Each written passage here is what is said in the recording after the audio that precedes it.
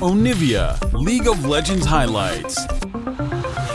And then in your bot lane as well. The laning phase itself not necessarily great. Kalista still has a lot of power, and there is indeed the Trundle. Kwangdong, yet again, pure stock standard, no surprises at all. Yep, LM going to spot out Deft and Beryl. Moham and Teddy are coming in though, and can this bottom lane meet up with Pyosik in time as Moham, oh dear, may have gone a little bit too far forward. The flash immediately for Deft. He wants to rip out the spears, and he will. Now LM's trying to get out of here. The Pierce will connect, and this is rev up. Oh my god, the max range. Pyosik might even be the best Nautilus in this game right now. Oh boy, that is Zeka? Ooh. Zeka almost fell down. Pyosik unable to find the stun. And now, I mean, Fate can just run this one in. Yeah, exactly. He'll go for the dive. He might pay for it, but actually he won't, as Pyosik won't find the stun. Still able, due to the bot side priority, to pick themselves up the Drake, and it's not all disaster. Yeah. Oh, another thing. Fate's gonna pop over the wall. This is dangerous for DRX. Kalista very far away, but so is Teddy. Kingen is just going to die. Not much of an option, but the same thing can be said for the Gnar. True Shot Barrage does so much damage to Beryl, and he's not gonna make it out. Heartbreaker for Pyosik, and that's exactly what this situation was. Very good, at least the Kingen and Zeka part of it. The Deft and Pyosik part of it, not so much, because while The bottom side for DRX, you can see Deft close to a 30 CS advantage. Pyosik in position. There's the Winter's Wrath as the Ignite is down. Wallop not going to connect. Nah, also Pyosik playing it beautifully until that moment. Heartbreaker comes in though, and the Arctic Assault will seal the deal. Zeka was here as well. I think his package was about to run out. Call available, so Beryl can go in, out again, and do whatever the heck he wants. Does get Fate's called back, but once again, the Sejuani is going to fall. Pyosik gonna have to flash to get himself out. The smite was used, the stab, as Deft is the one that actually kills this. Beryl picks up the Eye of the Herald, flashes. Against his Rage Blade coming through. Shirley is going to, Zeka, you might want to just save the health bar on Shirley there, but no, decides not to. It's fine. She's going to look for another charge as Pyosik in the area and doesn't get that stun. And Keen is going to be able to knock in late down. stage of the game, Pyosik, or Zeka rather, in of himself becomes a full-on win condition. Deft hopping very aggressively forward. Yeah, Deft is like, yeah, bring it, Keen. Nautilus as he makes his way out. Fate still at half health as, oh no! Oh, was that blind? Zeka might just die for this.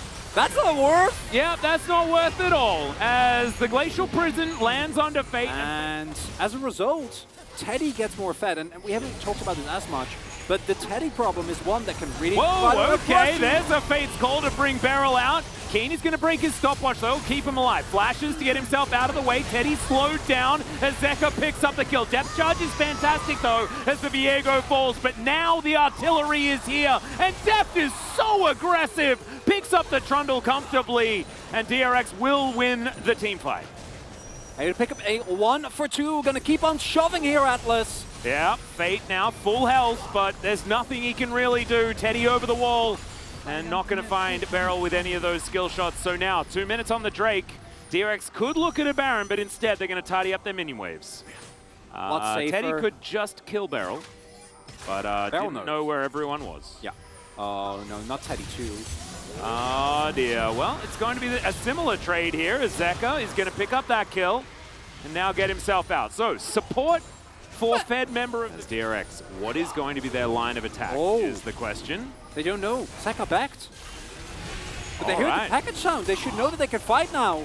Yeah, well, Pyosik is just going to get in here. They do manage to secure the Drake as the Glacial Prison comes down. Kingen is going to avoid the Gnar. The Trundle's going to fall as well, and Kwangdong Freecs are trying to get out. Oh, the package delivery with the Hex Drake, but it's a fantastic charm. But GA was completed already, and so Zeka will survive.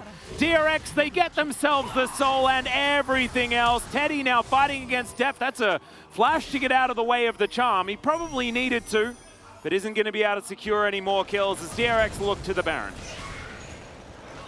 And Kwangdong, they pull the trigger, but not only do they lose the Drake, lose the Hextech Soul, but the subsequent fight is won by DRX regardless. Keen just completely blanking on his Mega Gnaw. And then the rest of the damage doesn't come through. Ellen goes down, Pioshik able to start his resets, and that should be the nail in the coffin. I got excited for a second there. It would have been cool if Jonas Strong had a panned over. Doesn't have to care at all. In the meantime, there is a fight here. Moham is very, very low. Beryl's going to knock him up. Pioshik doesn't have all that much damage, as you can see, but will have enough to secure that kill in the end.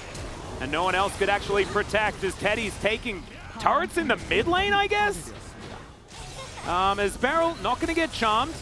Wow, he really kept his head for that particular moment. As Teddy gets another turret. I'm going to say worth for Kwangdong Freecs, not going to lie. As DRX are not finished. They are going to take this inner turret on the top side as well. So that will actually even things out. But Teddy doing that certainly does make this feel less bad. As Elam is spotted. Keen. Oh, he's going to get stunned up. That's going to secure it. He's going to turn into an R as well. As the Fates call gets Beryl in. I don't know whether he really wanted to be there. But Deft is over the wall. Can he get the damage down? No, but Zeka can. Moham out of the death chamber and immediately back in again as DRX. They're done with this game. We're going to game 2. Overpowering from DRX. Off of the back of Deft and Pioshik coming up huge. That epitomizes this game. Wait, as I don't know if they can end now. Yeah, maybe they can't. I mean, Zek is still there, but they're all just going to hex gate their way out. Okay. All right. If DRX lose this game, I will not be held accountable. So help me. So help me. Oh, that was a great interruption. Yeah. So Deft has done a very good job keeping himself relevant in this game, in my opinion. As Zeku certainly had some moments, but he's also had some of the other moments as well. He did. As Everfrost is just going to go straight into Kingen, and he does not care. Inner turret will just be forced. True Shot Barrage are going to start this one off. Zeka needs to keep himself safe, but he's got the package, remember. As this Drake down to 50%.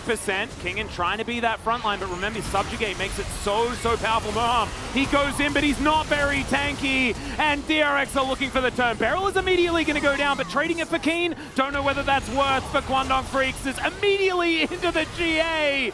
Is the Corky. Ellen is definitely dead, though. And the Dragon is down. Deft is over the wall, wanting to get the revenge. Fate is creating the space, but it is not enough. Teddy's going to go down. Deft breaks his stopwatch, and I think he can write down that bottom lane POG vote one more time there, as Pioshik will tank up this turret, and DRX will finally win this game.